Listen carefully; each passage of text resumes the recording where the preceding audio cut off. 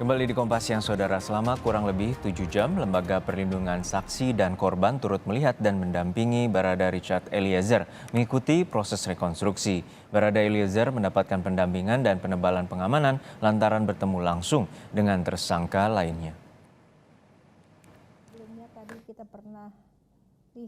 Selain pengawalan yang melekat pada Barada Eliezer, terdapat juga tim LPSK yang memantau di areal rekonstruksi, mengantisipasi hal-hal yang dapat mengancam keselamatan Barada Eliezer yang berstatus sebagai penguak fakta atau justice kolaborator. Momen penting ada di rumah dinas Irjen Sambo saat proses rekonstruksi. Adegan ini mempertemukan Irjen Verdi Sambo dengan Barada Richard Eliezer. Momen ini menjadi momen pertama Barada Eliezer bertemu mantan atasannya itu pasca kasus ini bergulir Juli lalu. Di adegan ini, diduga Sambo memberikan perintah kepada Eliezer di ruang tengah rumah untuk menembak Brigadir Yosua. Namun dalam momen berikutnya, yang memeragakan adegan antara Verdi Sambo dan Eliezer dilakukan oleh pemeran pengganti. LPSK mengatakan ini untuk menjaga sisi psikologis Eliezer, mengingat dirinya seorang penguak fakta. Agar terhindar dari tekanan, Eliezer diminta seminimal mungkin melakukan kontak dengan atasannya, Irjen Verdi Sambo. Kami juga concern terkait dengan kondisi psikis dari Richard ini ya, dari Baradae, karena patut diketahui bahwa Barada ini kan orang yang pertama kali menyampaikan bahwa sebenarnya tidak ada baku tembak, tapi pembunuhan gitu ya, ada tindak pidana. Nah, sementara yang diungkap oleh Barada ini adalah mantan atasannya, mantan komandannya, mantan pimpinannya, sehingga dapat dipastikan secara logika bahwa pasti ada tekanan secara psikis ketika berhadapan langsung. Yang juga telah hadir.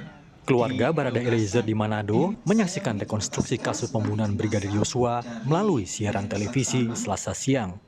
Keluarga mengaku sedih saat melihat Eliezer hadir sebagai tersangka dalam proses itu. Momen paling sedih yang mereka rasakan adalah saat menyaksikan adegan Eliezer menembak korban Brigadir Yosua.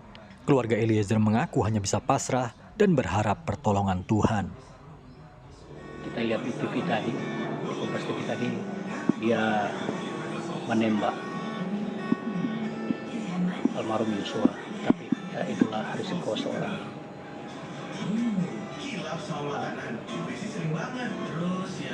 petugas keamanan, seorang ya kami tetap berharap pertolongan Tuhan akan datang pada Barada Eliezer. Dia tetap ditolong walaupun mungkin dia melakukan kesalahan besar ini. Dirtipidum Bareskrim Polri, Brigjen Andrian Jayadi menyebut para tersangka yang hadir dalam rekonstruksi pembunuhan Brigadir Yosua sudah diberi kesempatan untuk diganti peran pengganti. Hal ini dilakukan jika mereka tidak mau melakukan salah satu adegan. Namun saat rekonstruksi, semua tersangka tidak keberatan melakukan peran mereka dalam kasus ini. Bagi semua pihak yang terlibat di dalam proses rekonstruksi ini, khususnya para tersangka. Mereka ini kan masing-masing adalah saksi mahkota. Ya, saksi mahkota sehingga saling menyaksikan apa yang mereka lakukan, apa yang mereka alami dan apa yang mereka rasakan pada saat peristiwa. Nah, oleh karena itu kalau di dalam pemeriksaan ada namanya konfrontir.